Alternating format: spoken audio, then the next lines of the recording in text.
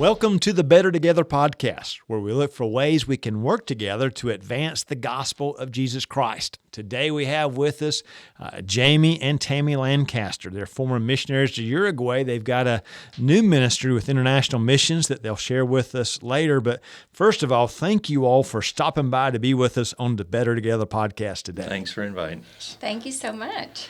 Well, about 7 years ago, things just really changed for you all, didn't they? Could you share with us a bit about what happened to you 7 years ago that changed your lives? Well, Big change. Big changes. I'll do the setup and she can tell the story. But we were at a time in our ministry and our lives, and we'd been asked to start a church plant, and we'd been praying about that to see if we really had what it took to do that. And Tammy was going through some things, and she had gone through a women's retreat and been gone for 2 or 3 days. And while she was gone, I sat down and typed up a strategy for a church plant. And when she got back, she said, I met this person, we talked, and I worked through a lot of emotional hurt. And I feel like a tremendous load's been lifted from me. And I said, well, that's great, because I wrote a strategy. And that Monday, she was feeling a little under the weather, but I got her up because she's my proofreader, and I said, would you proofread this? Yes. And I turned in my strategy, and I got a note back, and it says, this looks great. We look forward to see you putting this in action. And then within 24 hours of having the best day of our lives, where we had direction and everything was going great, it just changed like that. Wow. So Big change. It was a big change, wasn't it? Yes. And a big shock. So what happened that was such the big change? So yes, it was a big change and a big shock. Yes. Because when you just don't wake up the next day and you don't know why, it's a strange feeling. And apparently I had a brain bleed. Mm-hmm. I found out later. It was 3 days before I went to a hospital because I didn't know I was sick, which shows it was my brain going downhill. I didn't even recognize that I was struggling. I just knew I was sleeping a lot. And throughout the first 3 days, I had to sit in a lawn chair. I couldn't lay down because I felt like I was falling, and I couldn't sit up straight. And I couldn't hold my head up anymore throughout the first couple of days, and I couldn't type. I couldn't use my hands. And I became paralyzed on the right side, just like a simple paralysis, they call it. Mm-hmm. And when I finally went to the hospital, went to a doctor, and then sent me to the emergency room, I had a brain bleed. I have cavernous AVMs, more than 10, so no surgery is possible. Mm-hmm. They didn't know that at the time, so they evacuated me to the United States, to Vanderbilt, to see if by chance there was something new that could help me. So I just kind of went downhill from there because the brain bleed, it was bleeding on one side, and I was losing movement, mm-hmm. losing cognition, losing able to talk much. I just got down to where I couldn't do anything, just like a zombie. I just sat like a zombie. I slept 22 hours a day for 2 years. Mm-hmm. with no hope of recovery. After the first year, they said, really, there's no chance. I mean, there's no statistics to show you'll recover at all. And we did some special changes ourselves in life to try to help my brain, and each year I slept less and less. Wow. And here we are 7.5 years later. 7.5 years. And I'm not a medical professional, but we do know a lot about this. And, yeah. And when she says an AVM, it's an arteriovenous malformation in her brain. And what it is you have clusters of arteries and veins that are intertwined, and they're cavernous, which means they're really deep in the brain. So the neurosurgeon said, we could fix this one, but you've got 9 others that could do the same thing. Mm-hmm. So it's best just to live with it. Mm-hmm. And the sleeping is to allow the brain to recover. That's how our brains recover. I mean, she didn't have to try harder. She didn't have to do physical therapy or anything like that. She just had to rest. Mm-hmm. And that's what that was for. Wow. And she got through those, and in those 2 years, it was interesting because we, our roles changed. and I became the cook and the buyer of groceries and the washers of clothes and the cleaners of house. And when you have a brain injury, my cleaning is so much better than it was before. It was much more acceptable. Yes. And that's when we knew she was getting better. She said, "Look at what you did. You missed this." So that's how we knew she started getting better. But yeah, it has been a long process, and she got better. Like we tried. We went to a New Year's Eve party and was out till 3 or 4 o'clock in the morning, and then she had to sleep the whole month of January just to recover from that. Wow. So it got to the point where here lately, she could rest for 10 to 15 minutes and get her strength back, and now she hardly takes a nap or anything like that. So that's what you're saying, though. It was a shock. Oh, yes. You've got the strategic plan laid out. Yeah. We're excited about it. You maybe sense something's up, but it's kind of like some people know about people having strokes or something like that, and boom, and then there's nothing they can really do. They can't do surgery because of the way it is. Truly, it makes sense. The brain is healing itself and transitioning to a different ministry. Now, it had to be like, what in the world? But God was with you every step of the way. How did God sustain you through the midst of all of this? Yeah, well, for me, one of the blessings that God gave, first of all, was my husband to be by my side 24 hours a day, because I couldn't be alone, because in any moment the exhaustion would go to passing out. So I had to just never get to that point. So it came so quickly sometimes, so he's always watching me. But the second blessing was I got to continue ministry. And you would think, how?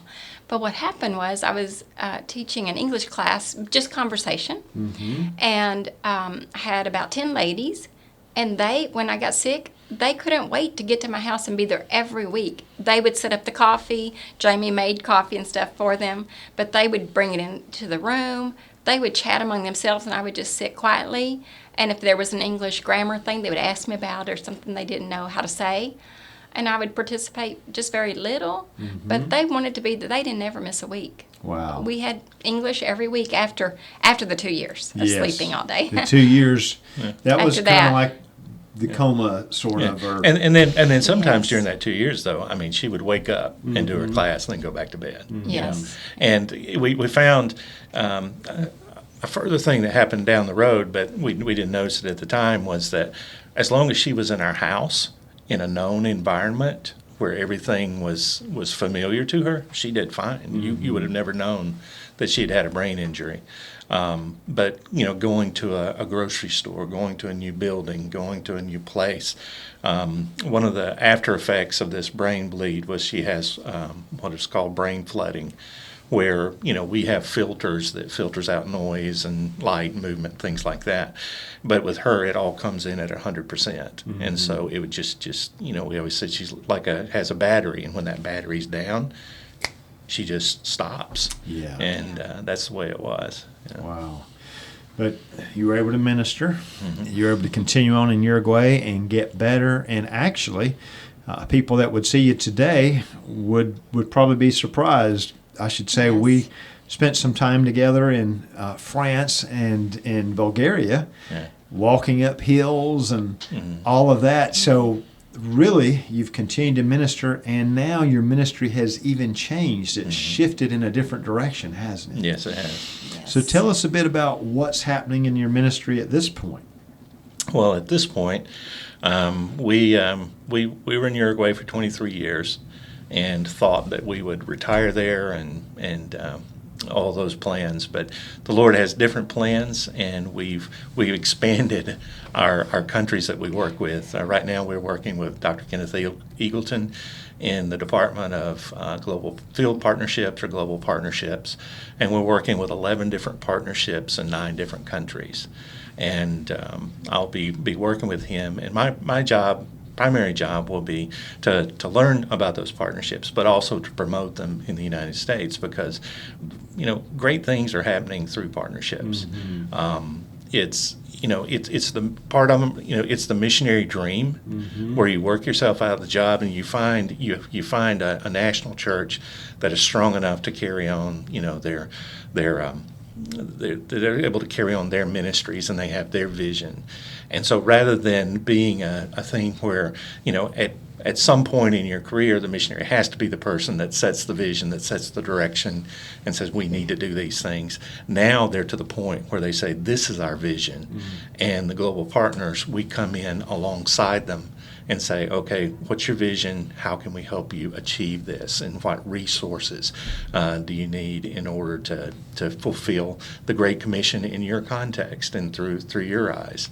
And not only that, that's with places where we've had a significant investment of Free Will Baptist missionaries and time and prayer, like Ivory Coast and Panama and Cuba and other countries.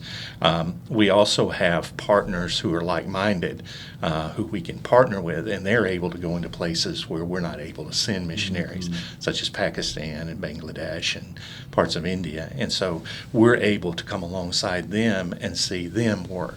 And to me, it's part of the whole missionary process. We need our pioneers, we need our church planners, but this is the part that's really exciting, because we see people who are working, some of them in very difficult places, and they're sharing the gospel, and the church is growing. And we also see places where we've invested those missionaries, and the vision of the missionary has been captured by the national church, and they have taken it to a whole nother level, and things that maybe we never thought would happen.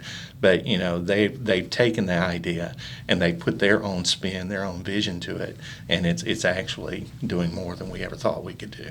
So 7.5 years ago, this grand master plan, and Yeah. it's all laid out, and we're going to do this. This event happens. You're still able to minister in a different way, a different context.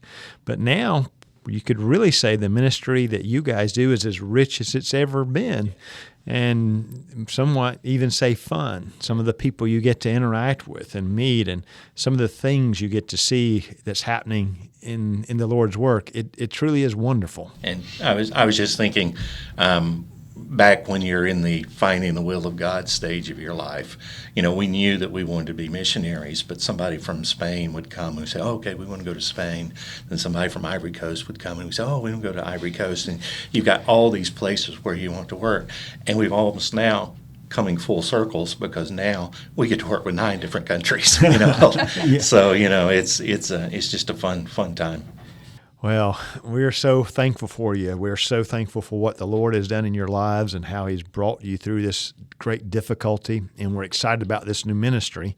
Our listeners are thinking, well, what can we do to support Jaimie and Tammy? What kinds of things can they do to support your ministry at this point? Well, one of the first things we're trying to do is just awareness, being aware that Free Will Baptists have these ministries outside of what we would consider the traditional missionary scheme. And so we're on Facebook, we're on Twitter, we're on Instagram. We're trying to get that out there, so that people can just sign up, get on those pages, and we try to do updates every day, because there's always something happening somewhere. And secondly, it should be it's always first, but prayer for these things. That's another thing we learned in Tammy's difficulty, is that prayer is really the only thing. It's like I said, she couldn't try harder, she couldn't focus more, she couldn't have more willpower.